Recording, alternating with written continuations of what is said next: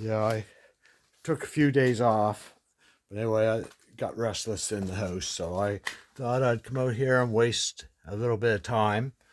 Anyway, this is the so-called frame, and it actually is a frame right there. It's the only one of the only places on the car that actually has a frame.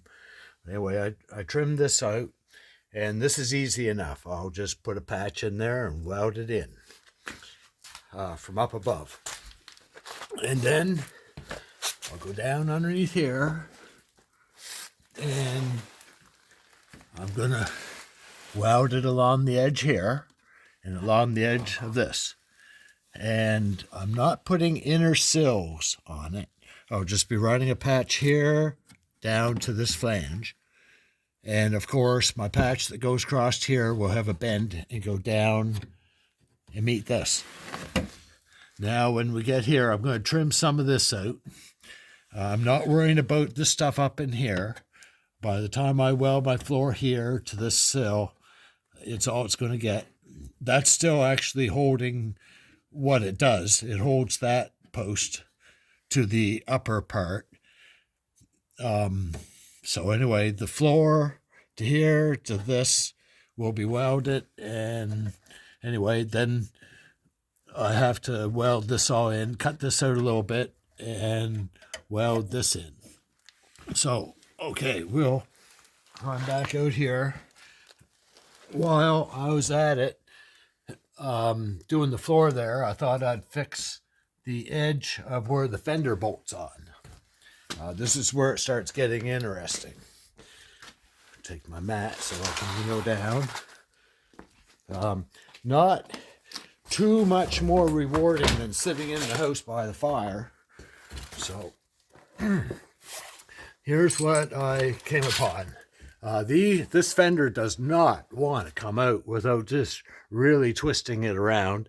These little tiny bolts here, most of them break off because they're extra small, and you can see how small they are.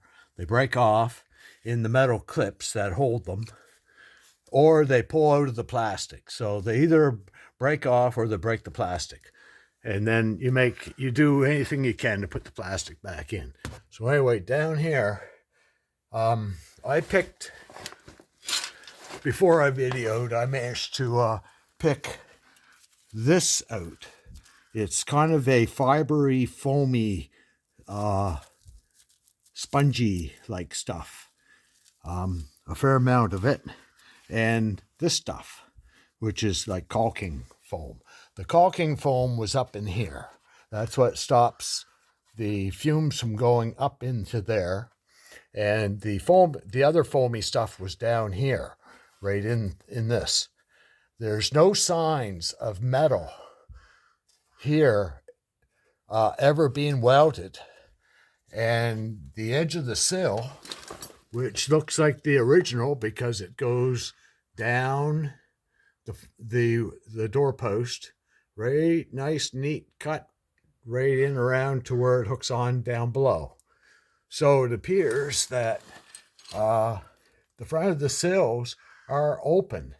So any water that runs out in around this plastic, in around this, and runs down, can go right into the sill.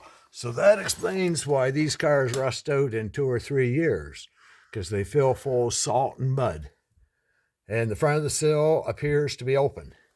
Now, I'm sure this is the first time this fender has ever been pulled apart this far.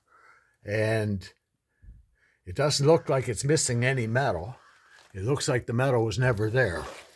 To verify what I'm trying to say here, I ripped apart this other side. So this side, I haven't got at it yet. The foam is still here. The spongy foam to keep the fumes from going up in there. And there's the fender bolted on, as you can see, right here. And there is the open sill. The foam has been eaten away right there. All this foam, quite a bit of it. Most of it's gone now, but you can see where the whole front of the sill originally